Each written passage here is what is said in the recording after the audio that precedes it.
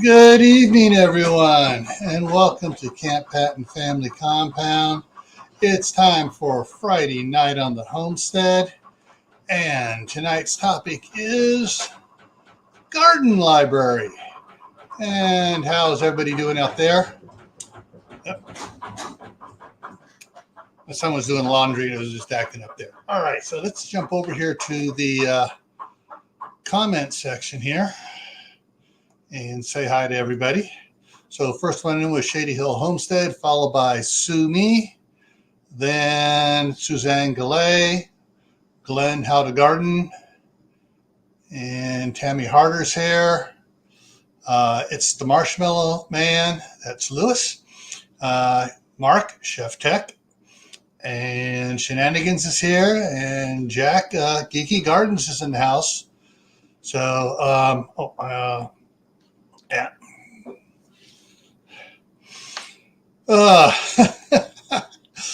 Most of my library is in my head, destined to be lost forever. Yeah. So, alrighty.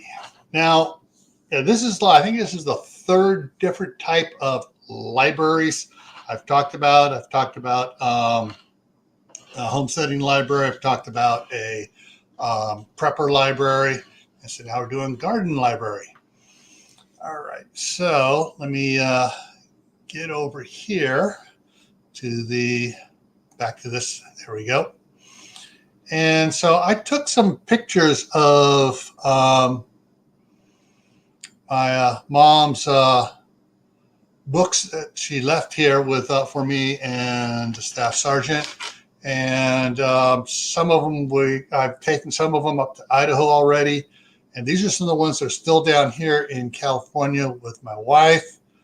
And so let's so this one hit the background here, these green books, that's some of them.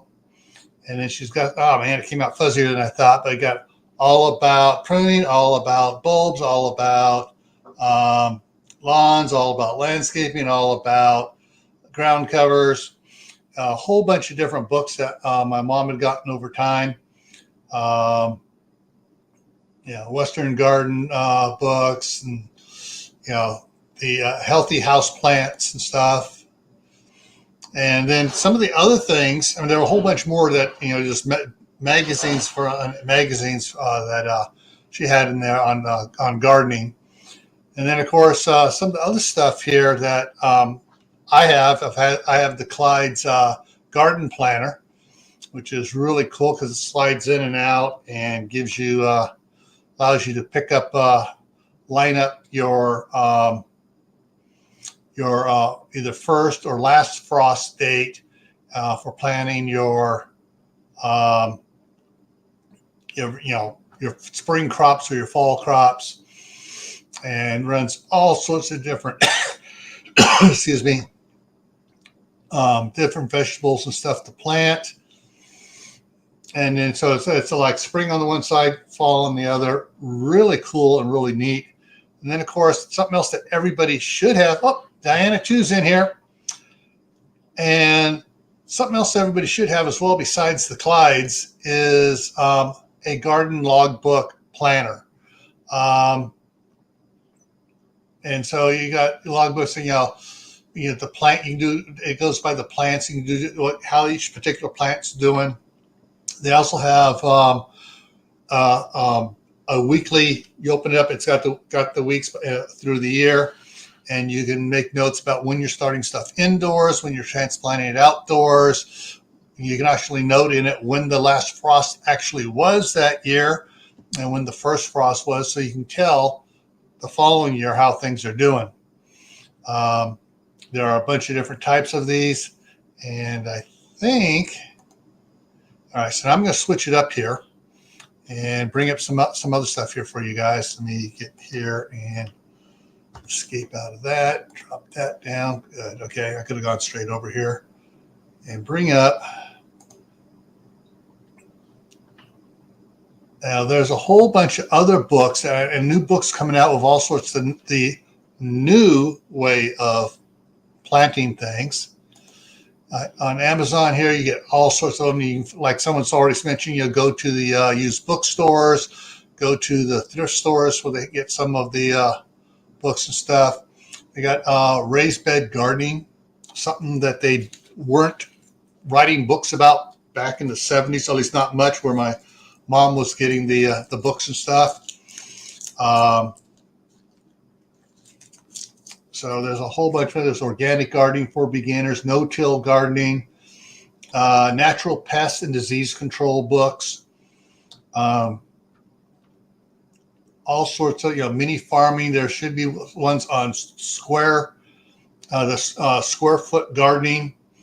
There's all sorts of different ones, and some other ones that have come out, which I don't see in here right now. I know Courtney at White Family Farm talks about it. Tomatoes Love Carrots, I think, is the name of it.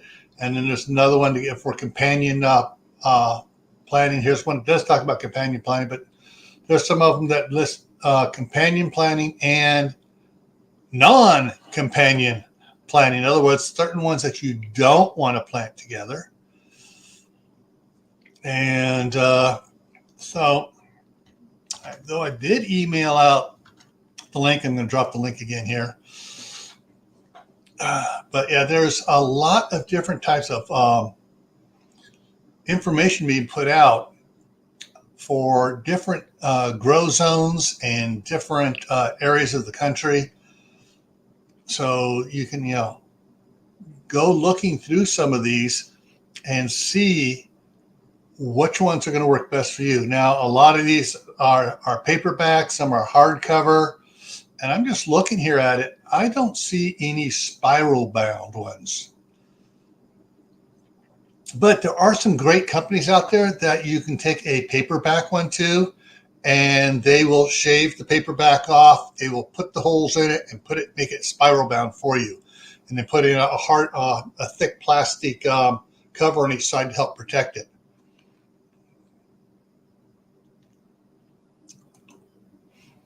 Yeah.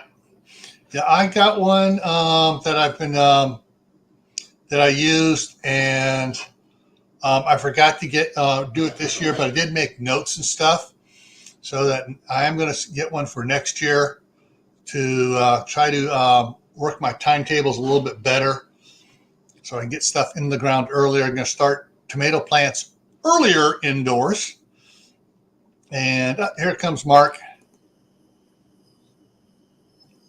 And so we'll. Yeah. Well.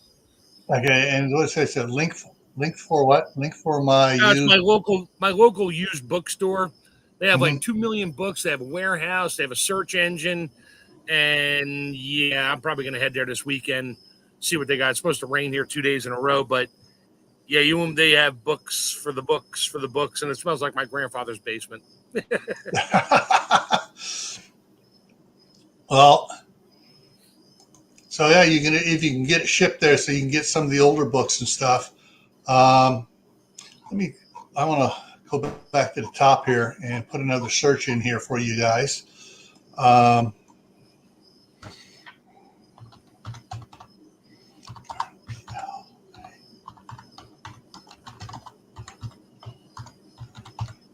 See what comes up here on this.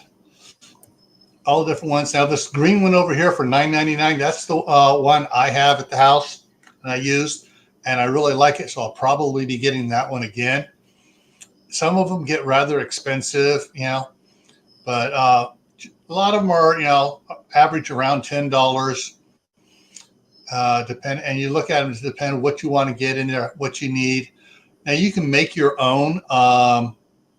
Get a 3-ring binder and just print, get pre-hole punch plain paper and download a PDF of something, or make your own Word document, just print it off so you have everything you need, exactly what you want to have, and you just use one of those.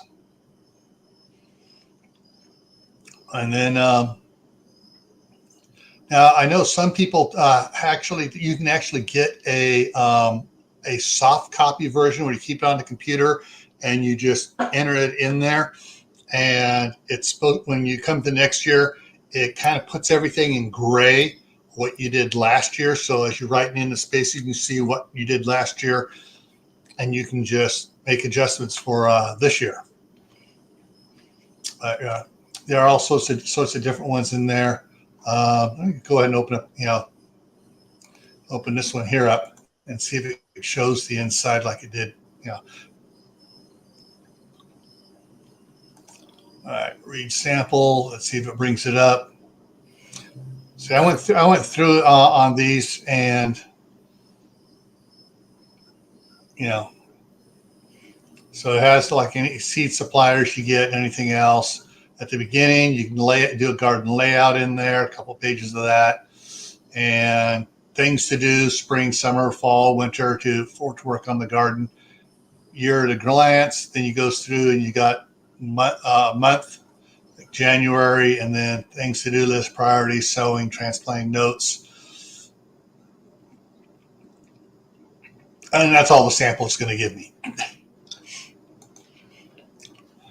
But farther on, then it breaks it down by week as well. At least the one I had, of it, that looked green just like that did. So there are different ones to look at here. Let me see if I can find the other one here. Look at one of these other ones here. This is another inexpensive one. See what it looks like. Read free sample, and we can take a look at some of these.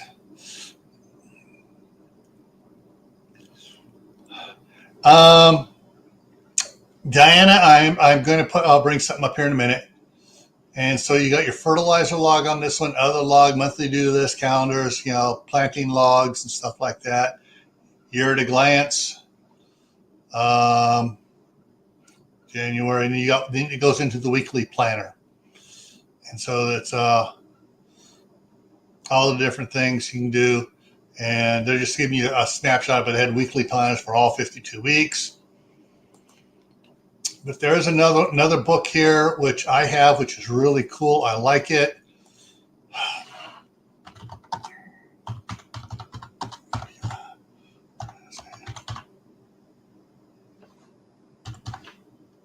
Green lizards. Oh, come on. Oh, shoot. It's not coming up right. Oh, I remember the rest of it. GUIDE. There it is, the Green Wizard's Guide. It comes both in paperback and Kindle version. The Kindle version, though, they do one of these things on it where if you don't go to the very last page on the Kindle, the blank pages that he puts in there for you to make notes on, if you don't go to the very last page, he give him no sales credit, so he doesn't get the money for it. Amazon keeps all the money. So if you get a Kindle book of anything, you got to make sure you go to the very last page until it kicks up. You give a review on it. Just give any sort of review, and that way the author gets paid fully. But yeah, Ron talks about in his book here nutrients and all the things you need to help get your garden to grow. And he talks about the NKP, NPK, whatever it is, the nitrogen, phosphorus, and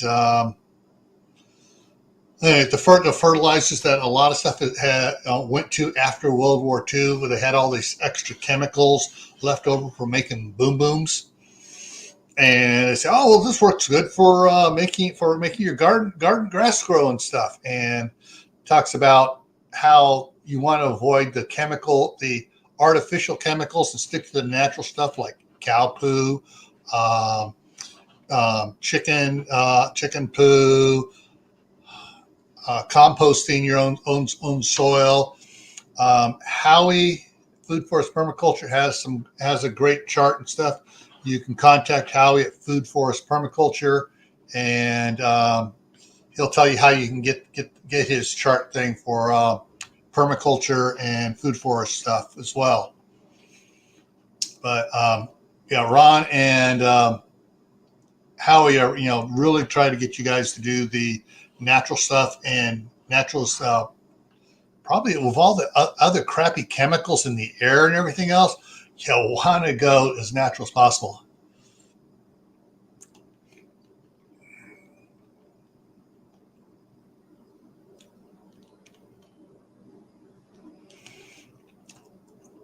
Actually, one of the best places that I had the best success for seeds at a really great price was M.I. Gardner.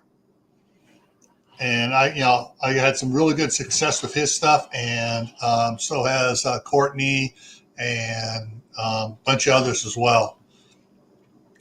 Getting seeds from him. Garden State Gardener got a bunch of stuff from him as well. And in fact, I know they had I can't remember his name now. The M.I. Gardner guy. He does not do interviews. He said he'd do an interview for them, and he was on their combined channel, Grow Big TV. So you got to go back to one of the first lives that they did to catch that one. All right. So does anybody have a favorite garden book that they use they'd like to share information about? Everybody goes running off to their thing. Where's that book? Where's that book? Where's that book? Sorry, I should give you guys a heads up on that.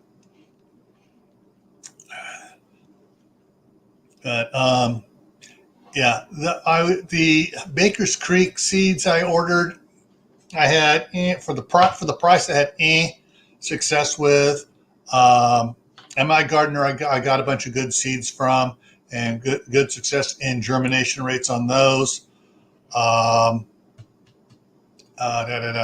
Johnny's Select Seeds, I had some fairly good results on. Strangely enough, there were some of the stuff I got was seeds I had really great success with. Don't shoot me, folks.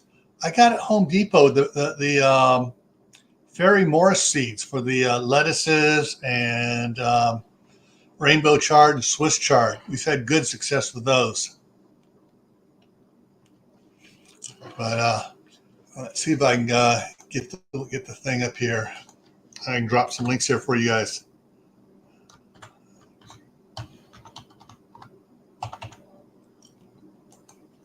There we go. So put that on there.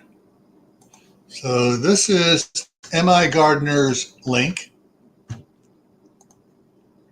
Should be able to tell it's got the name right in there.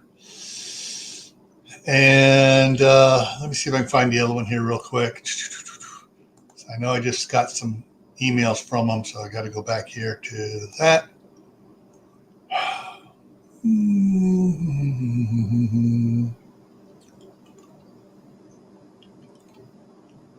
Wow. Didn't realize I was getting, oh, there we go.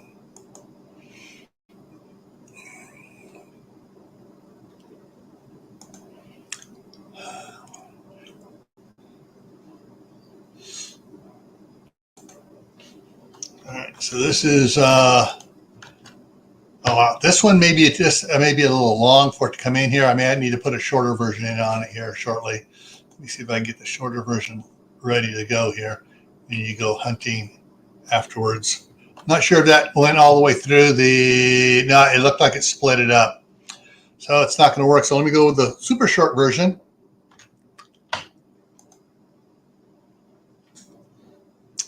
So there's the super short version. You go into the catalog, or you just go and pick stuff up by on its own there.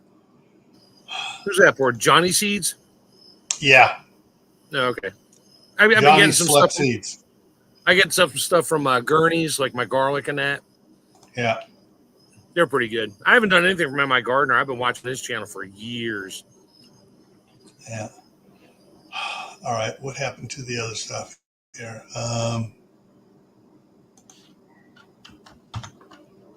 There we go. So let me just show you some M.I. Gardner has become my favorite one because the price on these seeds really cheap or really inexpensive. But I haven't had any problems with anything I've got from them. So yeah, so there's $2 a package for seeds, and also if you have still think they have it. I have to check with Joe or Courtney and find out if they still have the 10 or 20% discount for Grow Big TV.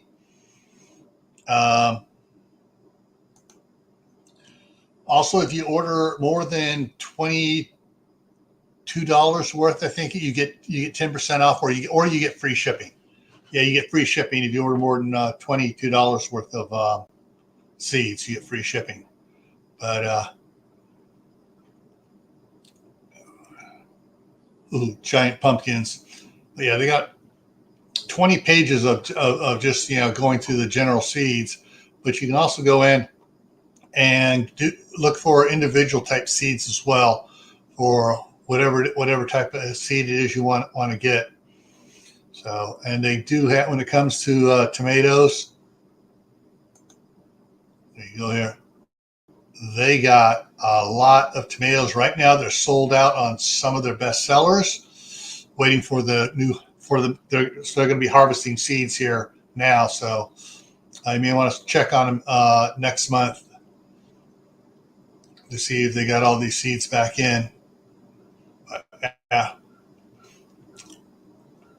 So you can go through, and they got 3 more pages of tomatoes. So yeah,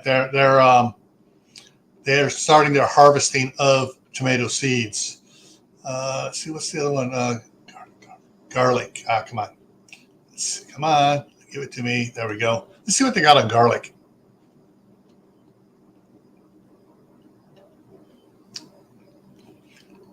That's it. It's Luke. Luke is MI Gardener.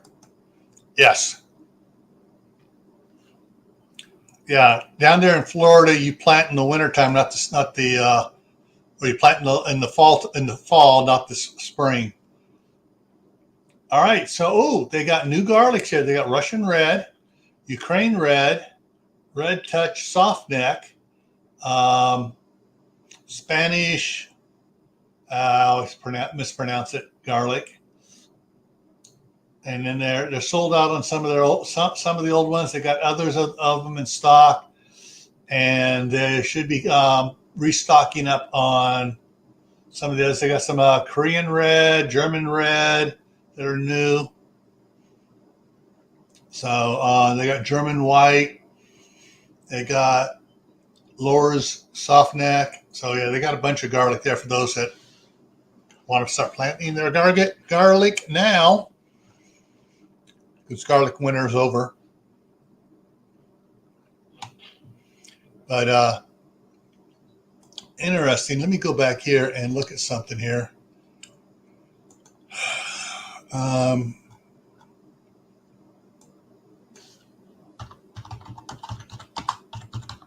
See if it'll show me.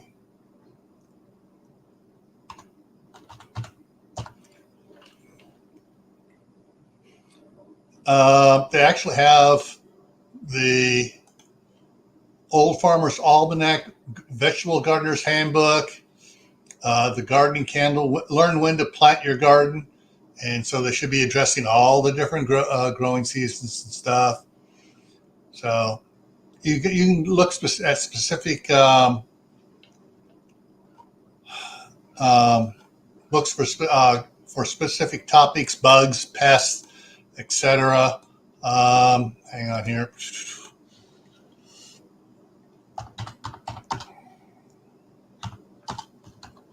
See if they have something here. So I'm going to try. Didn't do this before. Zone 5 gardening. Let's see what comes up.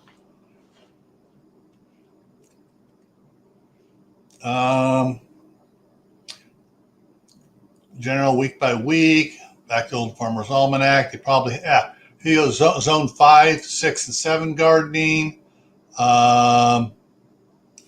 Here's Rocky Mountain month by month for Colorado, Idaho, Montana, Utah, and Wyoming.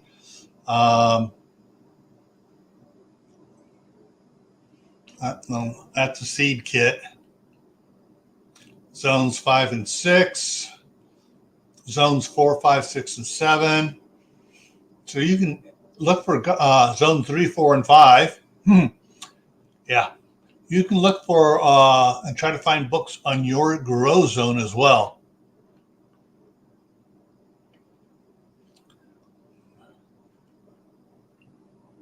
All right, 8A. All right, let me go back up here. I'm going to do gardening zone 8 and see what it shows here for zone 8. Anything specific, just general ones for gardening. Garden zone, surefire guide to gardening in zones 8, 9, and 10. So, and as you can see, it's going along the Pacific coast, down into California, a little bit into Nevada, Arizona, down across the south. So yeah, there are you can do specifically thriving garden in zone 8. So there you go there.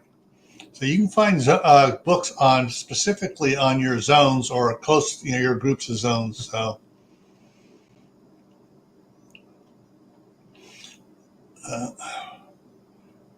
Tammy's in 5A. Yeah.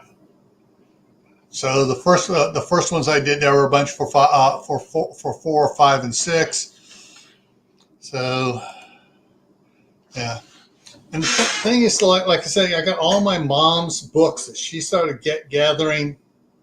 Actually, started gathering back in the late 60s, some of the books.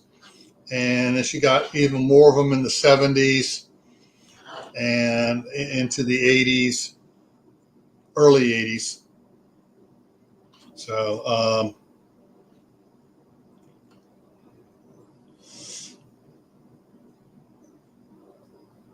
yeah, microclimates. Yeah. Yeah.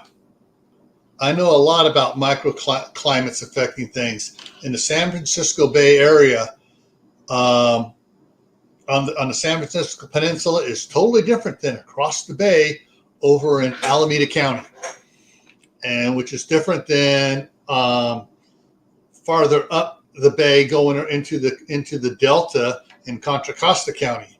And then you go from on the shoreline, you go onto the other side of Mount Diablo into Contra Costa East County and Alameda East County. And there you think you're in a zone 11 all of a sudden.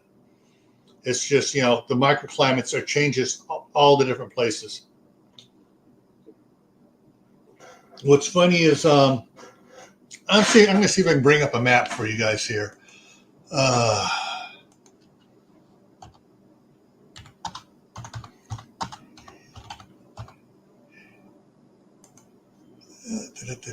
Okay, here we go. This should be coming up here if it works right.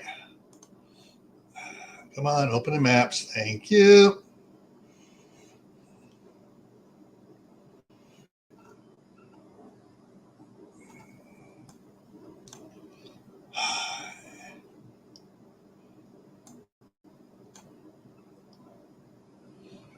Okay, we're going to pull in.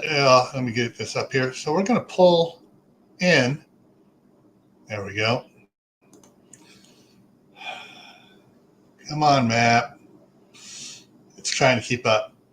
What's weird is, all right, so you got 580-80 combination going up there. And the temperatures for along the shoreline on the west side of the freeway was way cooler than on the east side of working on a construction company that dug all that out because that was a super fun hazmat site. We cleaned it all up. All our guys were wearing the white Tyvek suits. We cleaned it all up and did it all up and, cleaned all the soil, and they put in, IKEA, AMC based steel, a bunch of, all these different stores and stuff. And the temperature there at opposed to the temperature where the crew I was at was working on over here at the base area. Zoom in here. We were working on all of this area right here. Was a 20-degree temperature difference from here to here. And then you go to another part of the San Francisco Bay Area for microclimates. We're going to go across the bay to San Francisco, and it was one temperature. And then when you come over here to South San Francisco, South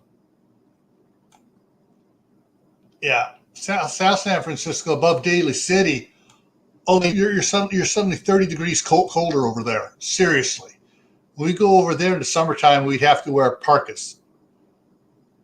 They're warmer in the wintertime than they are in the summertime over here.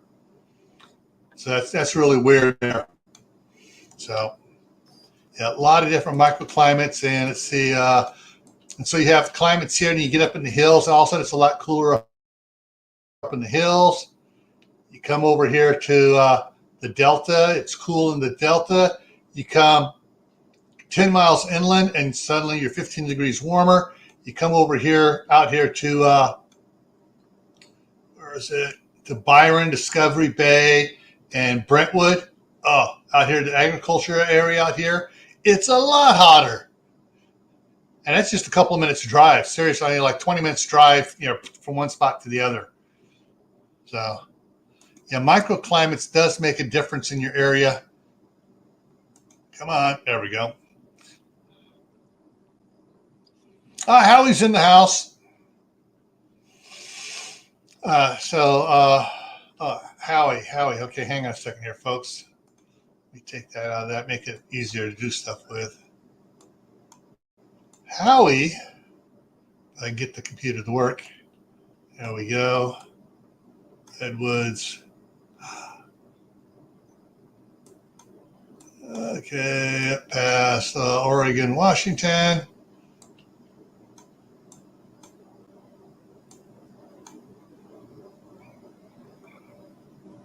Portland. All right, so this black line here is the U.S.-Canadian border.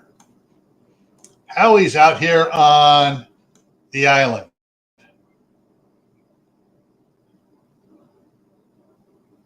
So we're on the island. I'm not going to say, but this is Vancouver Island. So Howie's out here on the island.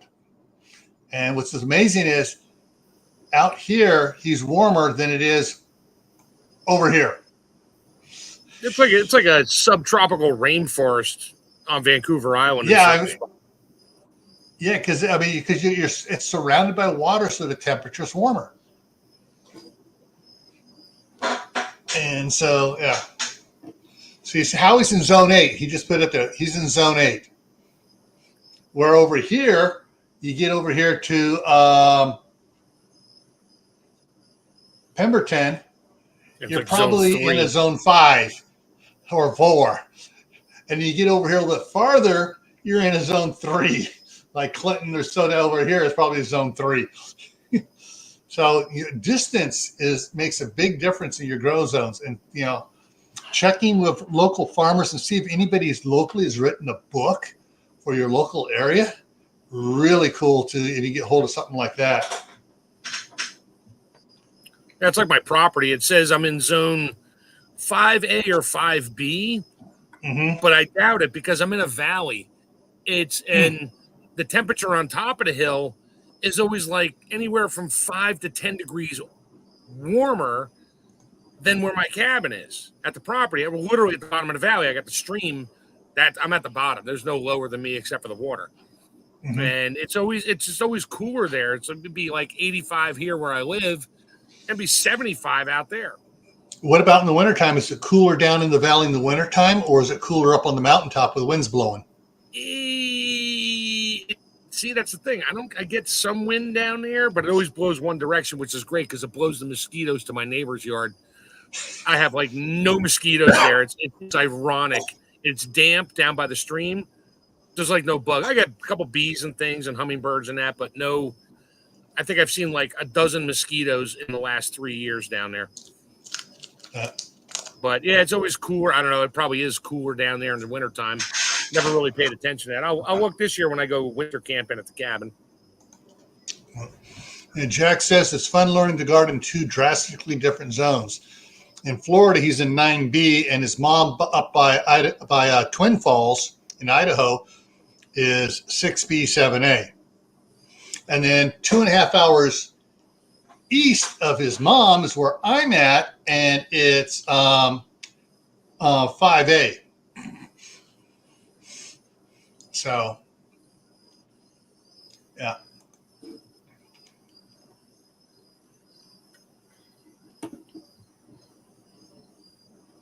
Howie says temperate marine climate on southern Vancouver Island.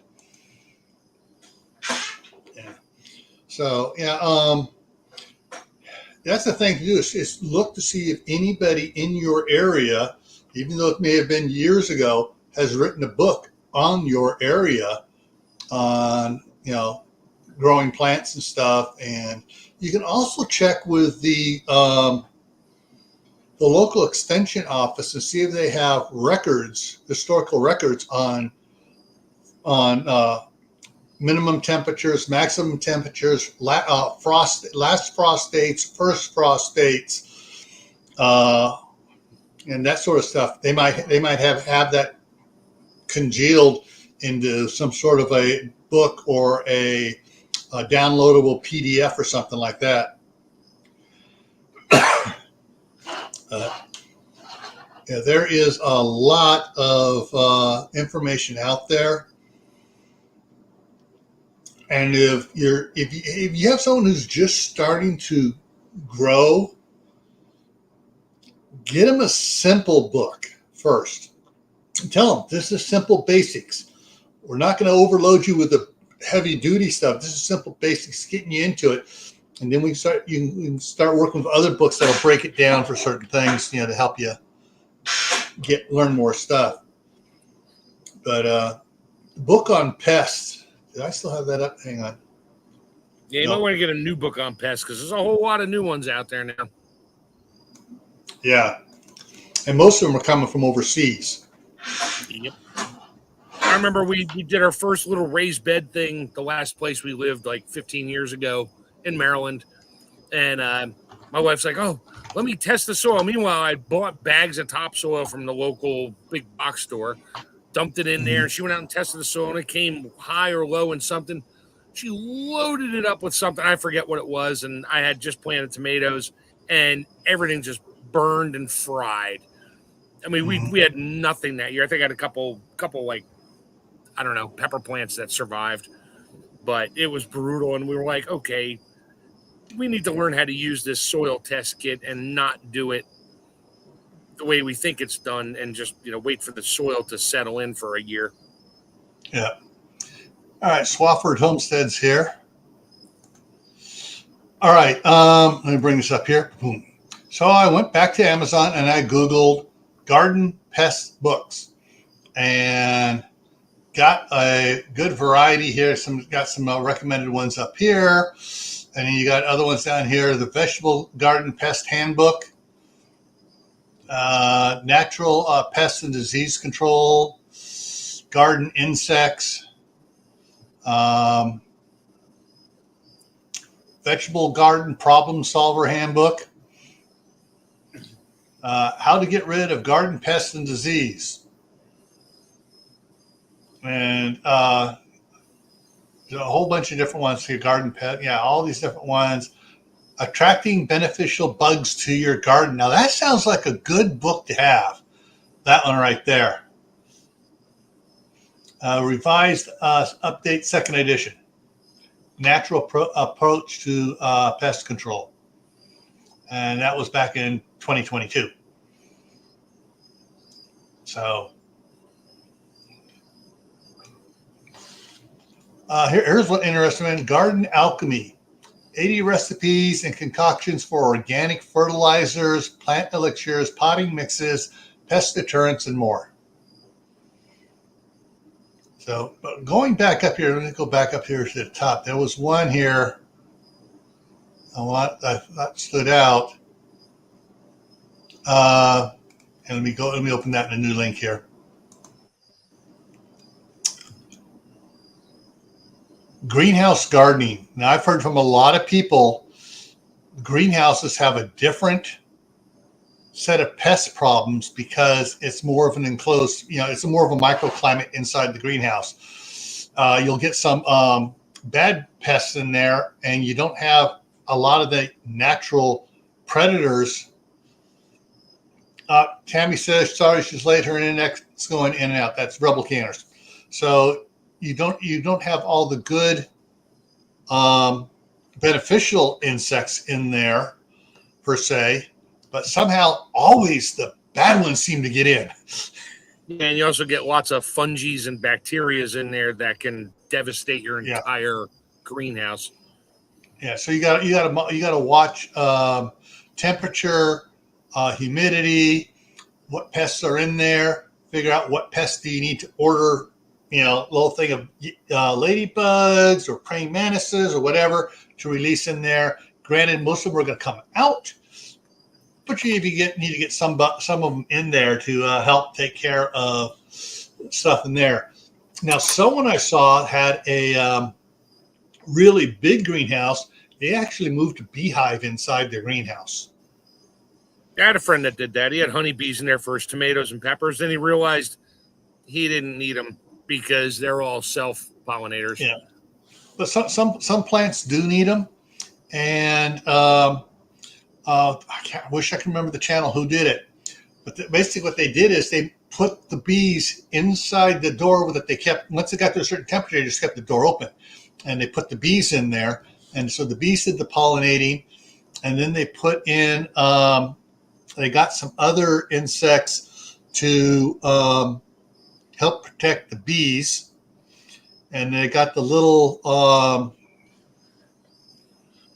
was it the lacewing, or is that the wrong one? That's a beneficial little fly thing that goes after certain pests and leaves the beneficial bugs alone. So if someone can remember what that particular insect is. It's supposed to be a very beneficial one. I don't think it's the lacewing. It might be. I'm not sure. All right. Howie's heading out, going to the beach fire. Oh, don't forget to take your marshmallows and graham crackers with you. Hell, take some poblano peppers and roast those. That too. And some cassava. Yeah.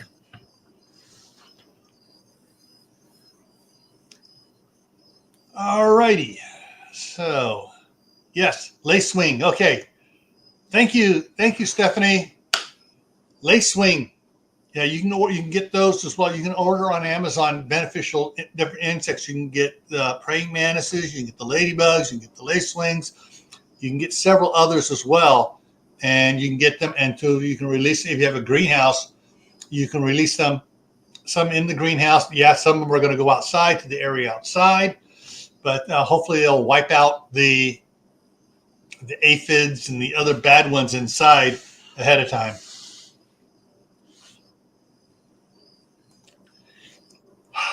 All righty. I'm looking at the time here. I've never heard of lacewing. Yeah, I've heard about them. Some of them talking about it. Was it like a ladybug family type thing? Hang on. I know there's ones that look like ladybugs. They're not ladybugs, and those are bad. Yeah. Those are the ones that get in your house. Maybe they're man bugs. So here, there you go. You got lacewings. One you can order lacewings, and they got a bag of the lacewing eggs, and you can order them and put them out. What do they look like? Let's see. All right. Does it show the lacewing bugs themselves? Come on.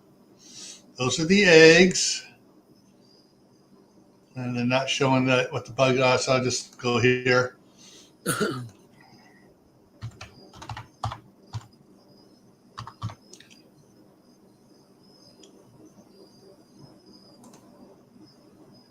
There you go. Oh, I got tons of those around here. We call them mayflies. Yeah. Oh, I got to stop killing them. Yeah. You also get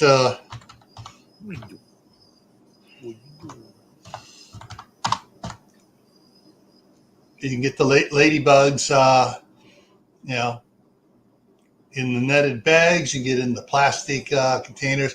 I know Joe at Garden State Gardener got some, turned them loose. Most of them left the yard, but they hit all the people around him. And so all the people around him suddenly didn't have the bad pests that the ladybugs eat. And neither did he, because he was in the center of the ladybug explosion. And let's see, and then of course there is your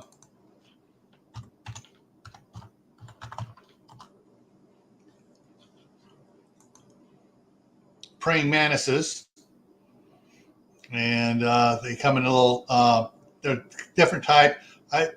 This is one type. This one here is that what I have a bunch around both this house and the house in Idaho. This type of looking casing, egg casing, and they'll have like 50 to 200 of those come out of that. From last year to this year, I found 25 of them that laid nest casings between the two properties over this last winter.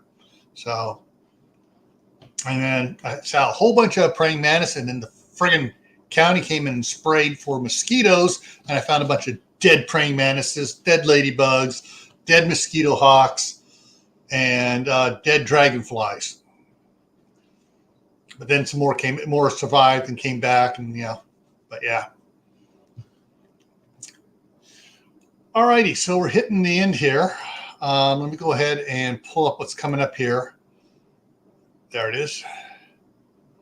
All right, put that over here so I can see it. All right, so tomorrow on Gray Man Prepping, it may be iffy depending what's going on, because I'm packing up to head back to Idaho Sunday morning. But if I go ahead and do it tomorrow, it'll be dealing with youth in a difficult situation. Monday on Camppatton Family Compound is going to be handling food handling, sanitation, all aspects of sanitation while handling food. On Gray Man Prepping, zombie apocalypse or idiot apocalypse. And the more I think about it, some of the zombie apocalypse are hypnotized idiots. Anyways, Thursday night is the midnight ride back to its normal time, 10 o'clock Eastern. Next Friday is what are your favorite herbs to grow? So we're going to be talking herbs next Friday. Herb. Yeah. No, we're not talking that type of herb. I didn't say that. Stop. No, I did. I said we're not talking that type of herb. Yeah, I don't grow that either. Although I could legally, it doesn't matter, but I won't. Yeah. I have no use for that. Yeah. So that's what's coming up here. All righty. Any questions before we sign off here? Let's see if anybody has there's plenty anything of zombies down in L.A. walking in the streets. The ones that their knuckles are dragging on the ground, their head is at their knees, just balancing there and wobbling for hours on end. Well, I this morning I gassed up over in Concord, California, and yeah, there was one there at the gas. They were afraid to try to run him off from the gas station, and he was yelling at everybody, hurrah, waving at people, cars driving by, and it's like, dude. How much did you pay for gas today? All right. My wife was swearing that this particular gas station is the cheapest one around. It was $4.59. Jeez. However, I found out afterwards that Costco was 35 cents cheaper a gallon. That hurts. Yeah, Costco sells at cost for the Get gas. it? Cost company. Yeah. Right now, I'm in a town called Martinez. It's home of the Martini and the Lowrider car. Yeah. Yeah, the Martini was made here in 1850. And it was disgusting then, and it's still disgusting now. Yeah. Some miner came in from the fields and wanted an unusual drink, wanted it dry and something else. Yeah, before I left Idaho, I was paying $2.49 in Idaho. But I came into California where they have a ridiculous extra $1.50 something a gallon tax.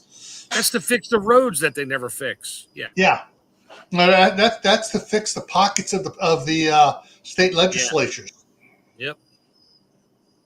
Yeah, I drive through Vallejo. I'll be passing through there. If I leave at 3:30 tomorrow Sunday morning, I'll be passing through there about 4:10. Ugh.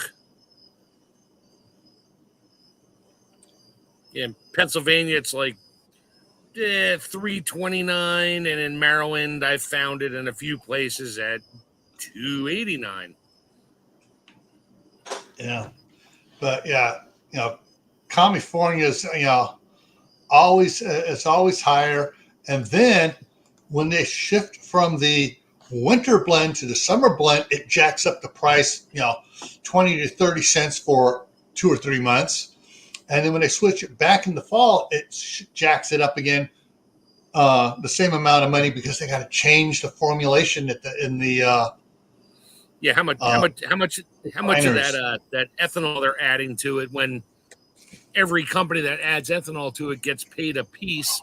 So that 10% maximum is probably more like 18%. Yeah. That's a whole nother topic. Yeah.